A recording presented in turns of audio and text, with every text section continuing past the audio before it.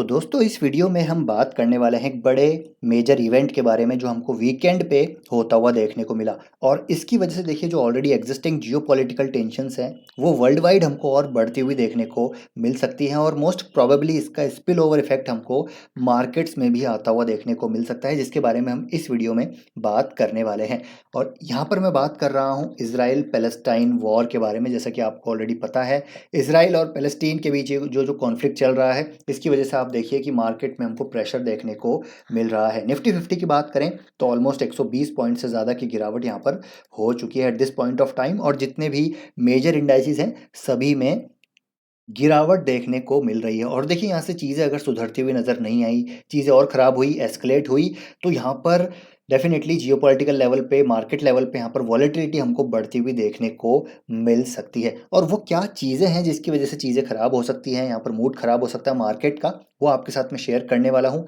और इस कॉन्फ्लिक्ट को लेकर भी कुछ डेटा पॉइंट्स हैं जो कि डेफिनेटली रिलेटेबल है मार्केट के साथ, वो भी आपके साथ शेयर करूँगा। तो वीडियो काफ़ी इंपॉर्टेंट है, इंटरेस्टिंग है, वीडियो के साथ बने रहिएगा। और as a investor most important चीज़ है कि हमको क्या करना है, तो वो भी आपके साथ शेयर मैं करने वाला हूँ। कुछ हिस्टोरिकल डेटा पॉइंट्स आपके साथ में शेयर करूँगा, आगे की रणनीति और क्या बाय करना है क्या नहीं वो भी हम डिस्कस करेंगे। तो वीडियो के साथ बने रहिए। अब बात करें देखिए इसराइल और पैलेस्टाइन वॉर की, तो ऐसा नहीं है कि ये पहली बार हो रहा है, ये एक ऐसा इवेंट है जो पहली बार देखने को मिला है। अगर ऐसा होता तो हो सकता है कि एक बड़ा गैप डाउन हमको होता हुआ देखने को मिलता मार्केट में, लेकिन इसकी बहुत लंबी हिस्ट्री है, 100 साल से पुरानी की हिस्ट्री है। वर्ल्ड वॉर फर्स्ट के बाद से 1915 के बाद से ही ये कॉन्फ्लिक्ट शुरू हो चुका है और कई बार इजराइल और पैलेस्टाइन में कॉन्फ्लिक्ट हुए भी हैं। तो मार्केट वो चीज़ भी डिस्काउंट कर रहा है, और लेकिन यहाँ पर मार्केट ये भी देख रहा है कि आगे यहाँ पर क्या बड़े इम्पैक्ट हो सकते हैं इस इवेंट की वजह से, तो वो हम इस वीडियो में डिस्कस करेंगे। तो बात करते हैं सबसे पहले देखिए इस वॉर की। तो इसराइल और पैलेस्टाइन के बीच जो ये वॉर चल रहा है, इसमें अभी एक नाम उभर के सामने आ रहा है, वो है हमस। अब हमस क्या है? हमस एक बेसिकली एक मिलिटेंट ऑर्गेनाइजेशन है, एक टेररिस्ट ऑर्गेनाइजेशन है जो कंट्रोल करती है गाज़ा स्ट्रिप को। गाज़ा स्ट्रिप बेसिकली इजिप्ट और इसराइल के बीच एक ऐसा पॉलिटिकली अनस्टेबल जोग्राफिकल एरिया है जहाँ पर काफ़ी सारे रिफ्यूजीज़ हैं। तो हमस यहाँ पर अपना ऑर्गेनाइजेशन चलाता है और यहाँ पर बेसिकली एक मिलिटेंट ग्रुप चलाता है जिसकी मदद से यहाँ पर ये इसराइल पे इसने अब की बार हमला किया है। अब मैं हमस को इतना क्यों एम्फेसाइज कर रहा हूँ, तो बेसिकली हमस देखिए यहाँ पर एक ऐसा ऑर्गेनाइजेशन है जिसको कि यहाँ पर ईरान बेसिकली सपोर्ट करता है एज पर the publicly available records, reports, data. और न्यूज़ भी आ चुकी है कि देखिए Iran help plot attack on Israel over several weeks. Wall Street Journal की तरफ से ये रिपोर्ट आई है, हालांकि अभी ऑफिशियली पुष्टि इसकी नहीं हुई, लेकिन एज पर रिपोर्ट्स यहाँ पर बताया जा रहा है कि हो सकता है कि ईरान ने ये प्लॉट अटैक किया हो इसराइल के ऊपर। अब देखिए यहाँ पर आप ओवर द बोर्ड हमको यहाँ पर सारी ये चीज़ें देखने को मिल रही हैं। अब ईरान ऐसा क्यों कर सकता है, उसके पीछे भी रीज़न है, वो आपके साथ में शेयर करता हूँ। और इनका क्या यहाँ पर रिलेशन है मार्केट को लेकर, वो भी हम डिस्कस करेंगे। तो बात करते हैं देखिए थोड़ी पुरानी। तो यहाँ पर ईरान से सऊदी अरेबिया इसराइल री अप्रोचमेंट वुड हार्म रीजनल पीस। तो यहाँ पर जो स्टेबिलिटी है, पॉलिटिकल स्टेबिलिटी, रीजनल पीस, इसको लेकर यहाँ पर हार्म हो सकती है, ऐसा ईरान कहता है। अगर सऊदी अरेबिया और इसराइल के बीच यहाँ पर ये जो एक वार्तालाप हो रही है, पीस वार्तालाप जो हो रही है, जिसको बेसिकली यूएस पुश कर रहा है, वो हार्म हो सकती है।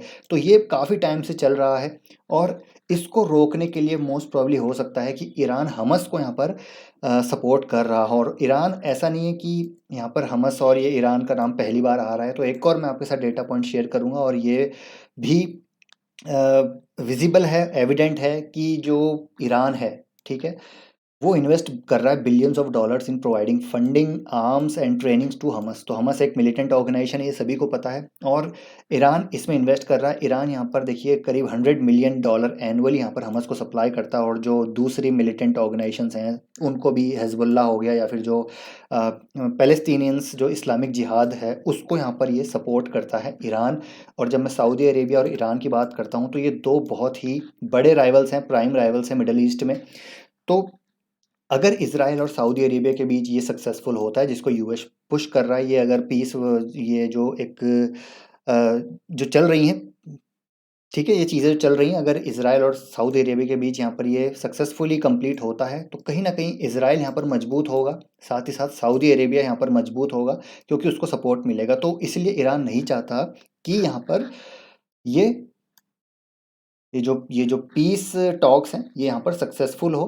और यहाँ पर ये चीज़ें आगे बढ़ती हुई नज़र आए। इसी वजह से यहाँ पर हमास को बेसिकली, हमास के पास अगर इतना आर्म्स आ रहा है, इतनी आर्म सप्लाई आ रही है, इतनी फंडिंग आ रही है, तो कहीं ना कहीं से तो आ रही होगी। जो मजबूत एक कंट्री है वो है ईरान, तो ईरान इसको सप्लाई मोस्ट प्रॉब्ली हो सकता है कर रहा हो। अगर ये चीज़ यहाँ पर ऑफिशियली अनाउंस हो गई कि ईरान सप्लाई कर रहा है, तो डेफिनेटली फिर यहाँ पर चीज़ें ख़राब होती हुई नज़र आएंगी। और अगर ये चीज़ें पता चले कि ईरान सपोर्ट कर रहा है, तो ऑलरेडी जो ईरान पे सैंक्शंस लगे हुए हैं यूएस के द्वारा, जो थोड़े बहुत यहाँ पर जो चीज़ें सुधरती हुई नज़र आई थी, जो डिस्प्यूट है तेहरान न्यूक्लियर प्रोग्राम को लेकर, जो काफ़ी सालों से चल रहा है यूएस और ईरान के बीच, यहाँ पर और सैंक्शंस बढ़ते हुए नज़र आ सकते हैं, जिसके बारे में एक बार पहले भी मैंने काफ़ी पहले भी एक बार बात करी थी। तो ये सैंक्शंस बढ़ते हुए नज़र आ सकते हैं, और जब यहाँ पर ईरान के ऊपर सैंक्शंस बढ़ेंगे, तो आप समझ सकते हैं कि उसका इम्पैक्ट कहाँ होगा और स्टॉक मार्केट को इम्पैक्ट होगा। वो है दोस्तों यहाँ पर क्रूड। जी हाँ, तो क्रूड आप देखिए, जैसे ये न्यूज़ आई थी तो क्रूड यहाँ पर हमको बढ़ता हुआ देखने को मिला। अभी $87 पर बैरल के आसपास चल रहा है।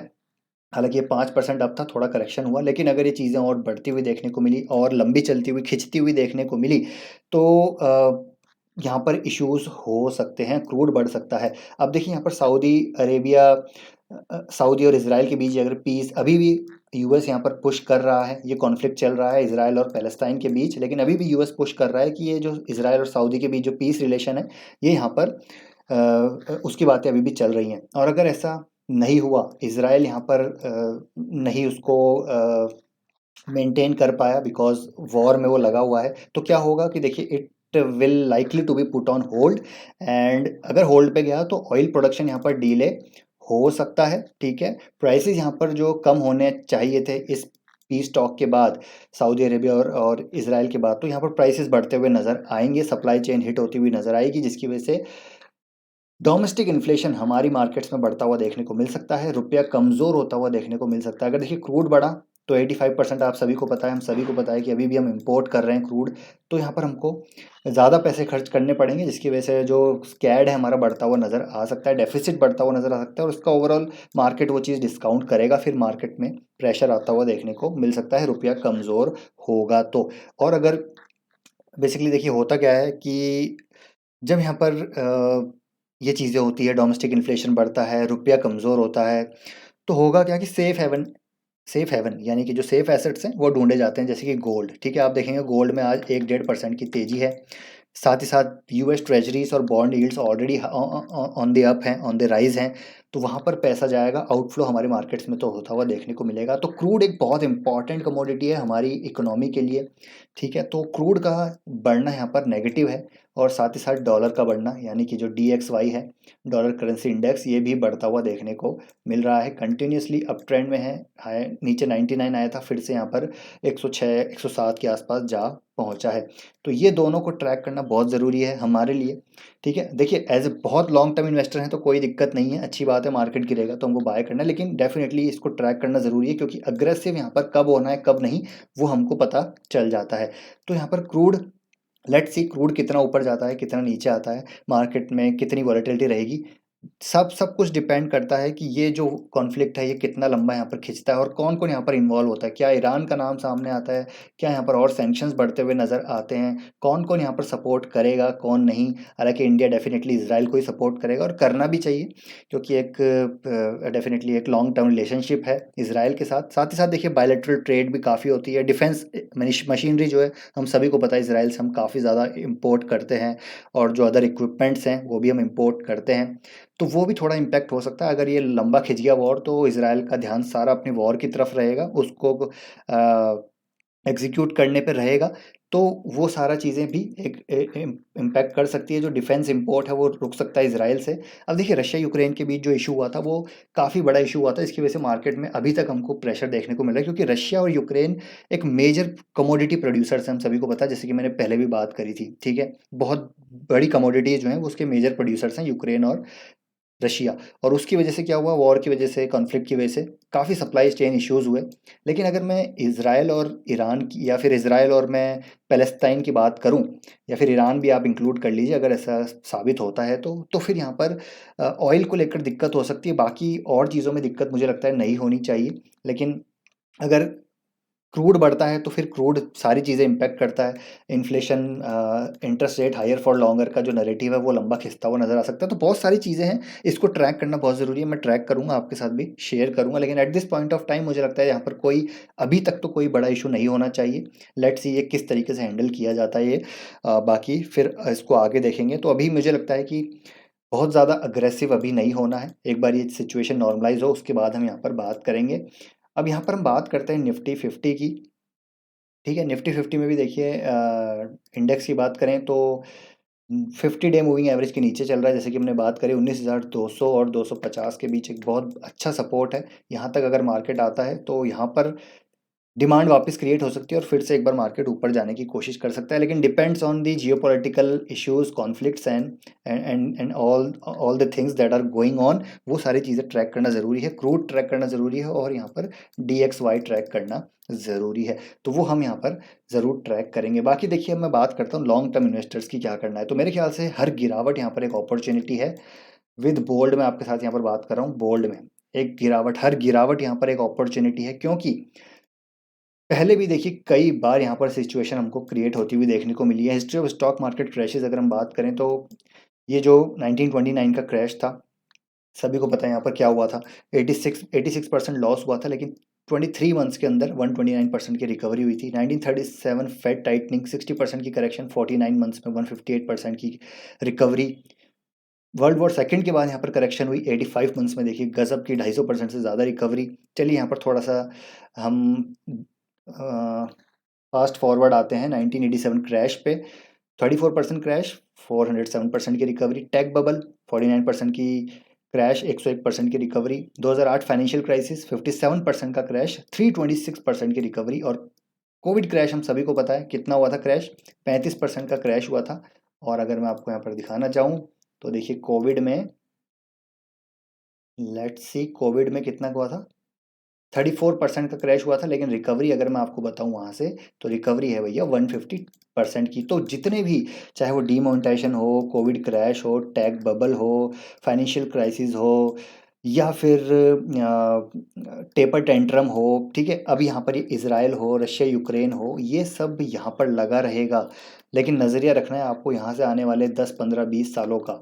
ये जो अपॉर्चुनिटी है इसको हमको एनकैश करना है दोस्तों यहाँ पर, क्योंकि रिकवरी जब आएगी तो बहुत ज़बरदस्त रिकवरी आएगी और मार्केट में बने रहना बहुत ज़रूरी है। मार्केट से निकल जाएंगे तो फिर चांसेस कम हैं कि वापस एंट्री का मौका मिले। एंट्री लेंगे तो हायर प्राइसेस पे एंट्री लेंगे, और जो ऑलरेडी आपके निचले स्तरों से स्टॉक्स बने हुए हैं वो यहाँ पर फिर उनमें आपको ऊपरी स्तरों पे खरीदारी करनी पड़ेगी।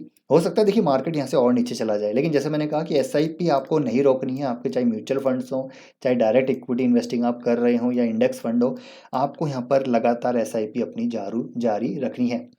अब यहाँ पर जैसे मैंने कहा कि ये जो मौका है इसको आपको भुनाना है, ठीक है, ये भुनाना है आपको मौका। अगर मार्केट गिर रहा है तो इसमें आपको बाय करना है। अब क्या बाय करना है वो भी आपको मैं बताना चाहूँगा। देखिए यहाँ पर अभी जो वैल्यू नज़र आ रही है वो मेरे हिसाब से लॉन्ग टर्म के लिए अभी जो वैल्यू नज़र आ रही है, नॉट लॉन्ग टर्म, अभी जो at this point of time यहाँ पर एक वैल्यू नज़र आ रही है वो लार्ज कैप में नज़र आ रही है। तो जितने भी लार्ज कैप हैं, रिलायंस हो गया, या फिर HDFC बैंक हो गया, या फिर Kotak bank, SBI, TCS, Infosys, HCL tech, या फिर डिवीज़ लैब, या फिर SRF जैसी अपॉर्चुनिटीज़, मुझे लग रहा है यहाँ पर धीरे धीरे आपको SIP करनी चाहिए। जो वैल्यू इन्वेस्टर्स हैं उनके लिए लार्ज कैप में वैल्यू नज़र आ रही है, ये मेरा ओपिनियन है, हो सकता है मैं गलत हूँ, क्योंकि स्मॉल कैप मिड कैप बहुत ज़्यादा ओवर वैल्यूड हो चुके हैं।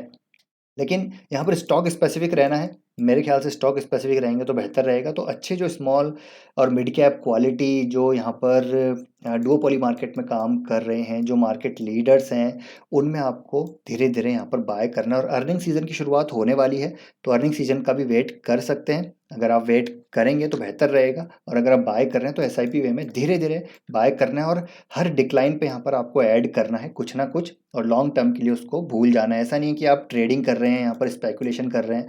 ट्रेडिंग कर रहे हैं तो अलग मेंटेलिटी है, स्टॉप लॉस के साथ चलिए। इन्वेस्टिंग कर रहे हैं तो हर डिक्लाइन यहाँ पर एक अपॉर्चुनिटी है, ये मेरा ओपिनियन है। तो आप बाय कर सकते हैं definitely. Large cap blue chip stocks में धीरे धीरे बाइंग करते रहिए, और जो स्मॉल मिड कैप हैं उसमें भी बाइंग करिए, लेकिन स्टॉक स्पेसिफिक रहना है, बिल्कुल स्टॉक स्पेसिफिक रहना है। यहाँ पर कुछ भी बाय नहीं करना है। यहाँ पर जो महंगे स्टॉक्स हैं वो करेक्ट होते हुए देखने को मिल सकते हैं। अगर अर्निंग्स यहाँ पर थोड़ी सी भी डिसअपॉइंटमेंट आई तो स्टॉक करेक्ट हो जाएंगे, इसलिए अर्निंग्स का भी ध्यान रखना है। अक्टूबर सेकंड वीक में अर्निंग सीजन शुरू हो जाएगा, तब तक वेट एंड वॉच कीजिए। उससे ये भी पता चल जाएगा कि यहाँ पर इसके रिगार्डिंग क्या अपडेट्स हैं, क्या सिचुएशन है, सारी चीज़ें भी क्लियर हो जाएंगी। तब तक देखिए आराम से मार्केट में देखिए क्या चल रहा है क्या नहीं चल रहा है। हर बार यहाँ पर हॉप इन हॉप आउट करना ज़रूरी नहीं है, थोड़ा यहाँ पर शांति के साथ भी हमको काम लेना चाहिए। नॉट देखिए, हमेशा मार्केट में कुछ करते रहना बिल्कुल गलत स्ट्रेटजी है। कभी कभी कुछ ना करना भी एक बहुत अच्छी स्ट्रेटजी है। अपने कैश को बचा के रखिए, टाइम आएगा जब इसको ज़रूर डिप्लॉय करेंगे। तो ये दोस्तों आज का वीडियो, आई होप वीडियो पसंद आया होगा, इन्फॉर्मेटिव लगा है वीडियो। लाइक कीजिए, शेयर कीजिए, चैनल को सब्सक्राइब कर लीजिए। मिलते हैं आपसे नेक्स्ट वीडियो में। आपका ओपिनियन क्या है वो भी शेयर कीजिएगा। तो till then take care, bye bye.